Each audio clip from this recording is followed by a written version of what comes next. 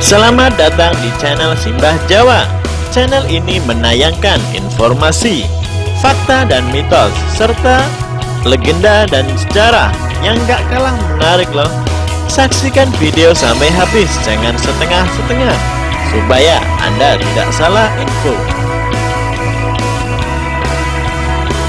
Hari ini kita akan membahas tentang kapankah masa itu akan datang. Siapa lagi yang ditunggu-tunggu? Tentu Satria Piningit. Tentu kita akan berharap masa itu segera tiba. Namun sebelumnya marilah kita urai sedikit demi sedikit benang-benang ramalan itu satu demi satu.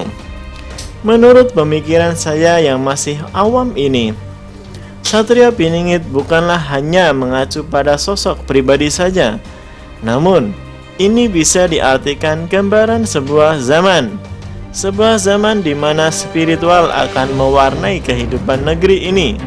Bukan liberalisme, bukan komunisme atau kapitalisme ataupun fanatisme agama. Dalam serat-serat kuno tersebut disebutkan tentang kode-kode gaib yang menandai kemunculan zaman ini. Misalnya, Bocah Angon, Trisula Trini Suci,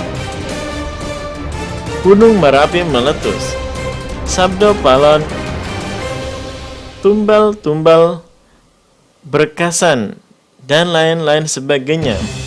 Apakah kode-kode ini akan kita terima mentah begitu saja? Tentu saja tidak. Kita harus jeli tentang bahasa seloka ini.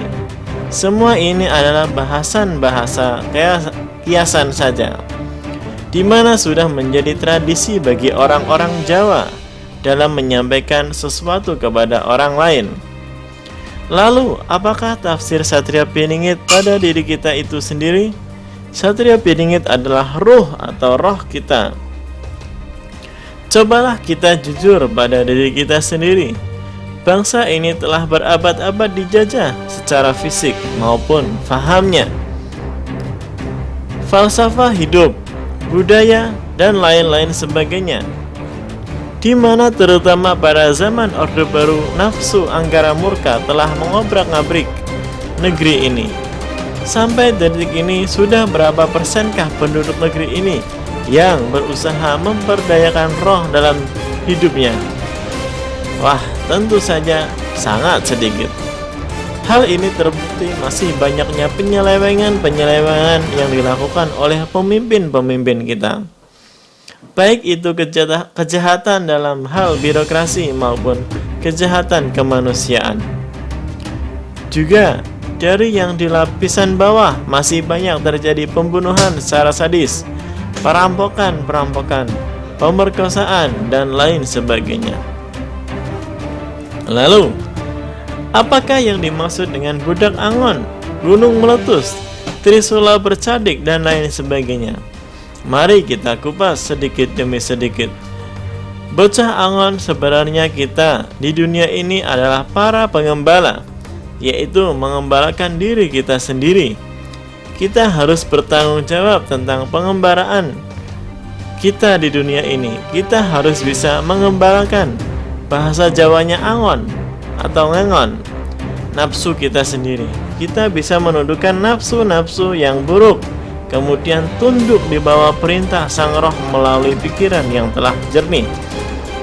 Pada hakikatnya hidup ini adalah angon atau mengembala tubuh ini, pikiran ini, nafsu ini, dan lain sebagainya. Lalu apakah yang dimaksud dengan gunung-gunung yang meletus? Gunung-gunung adalah simbol pola pikir kita, alam pikir yang ada di dalam kepala manusia. Gunung adalah bagian bumi yang paling tinggi atau atas. Pada manusia bagian atas adalah kepala yang di dalamnya terdapat sang otak, yang akan melahirkan pikiran-pikiran atau ide-ide yang positif maupun negatif. Di dalam salah satu serat diceritakan Gunung Merapi akan meletus dan mengeluarkan bau anyir. Ya, itu simbol dari kekotoran pikiran kita. Semoga dari pembahasan hari ini kita akan dapat mengambil kesimpulan bahwasanya perubahan-perubahan bisa dirubah mulai dari dalam diri kita. Tentu saja kita akan bisa merubah semua permasalahan di negeri ini kalau orang-orangnya selalu bersikap positif, baik, dan selalu berpikiran jernih. Sebab Satrio Piningit akan muncul setelah goro-goro itu terjadi atau kala bendu itu terjadi. Semoga bermanfaat. Jangan lupa like, share, dan subscribe. Assalamualaikum warahmatullahi wabarakatuh.